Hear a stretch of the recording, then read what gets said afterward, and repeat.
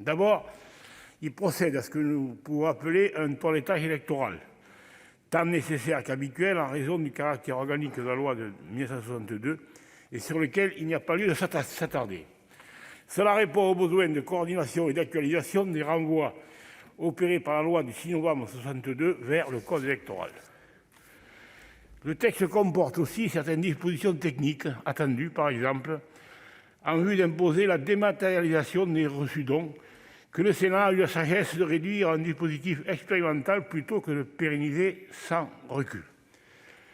Mais ce projet que nous discutons pourrait aussi comporter certaines innovations majeures au sujet desquelles il faut faire preuve de vigilance.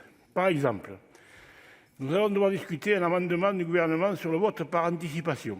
Par ce mécanisme, les électeurs pourraient être amenés à voter dans une autre commune plusieurs jours avant le dimanche traditionnel du scrutin. Cela appelle deux remarques. D'abord, du point de vue de la procédure parlementaire, nous nous inquiétons de cet usage du droit d'amendement, toujours plus courant, conduisant à introduire, souvent de manière inattendue, des éléments de réforme majeure de notre législation. Nous pourrions attendre qu'il soit discuté notamment à l'occasion de l'examen des rapports de nos commissions, c'est-à-dire avec davantage de temps, de recul et de profondeur. Or, ce n'est pas le cas. Par ce biais, les échanges sont réduits et les travaux moins éclairés. Ensuite, s'agissant du fond, c'est un mécanisme étonnant qui conduit à désacraliser les dimanches de scrutin et qui pose notamment la question de son articulation avec la campagne, habituellement suspendue la veille du scrutin. Qu'en fera-t-on avec ce vote anticipé ? Qu'adviendra-t-il également du débat de l'entre-deux tours ? Certains auront pu voter avant qu'il ait lieu. Je ne doute pas que des solutions juridiques et techniques pourront être apportées, mais elles ne lèveront pas les interrogations pratiques et politiques quant au sens du résultat d'un scrutin étalé dans le temps.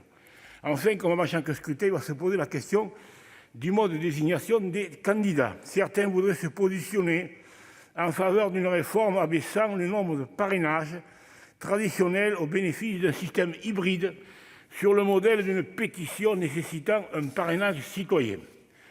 En plus de douter des bienfaits d'un tel système, j'aimerais dire un mot de la portée symbolique que pourrait induire ce changement. Nos élus locaux ne sont pas des élus d'une espèce qu'il faut dévaluer. Eux aussi incarnent la démocratie. J'ajouterais même que leur démocratie s'exerce le plus souvent loin du populisme médiatique, mais au contact du réel sur le terrain. Pour ces raisons, notre République doit maintenir leur rôle historique à tous les niveaux.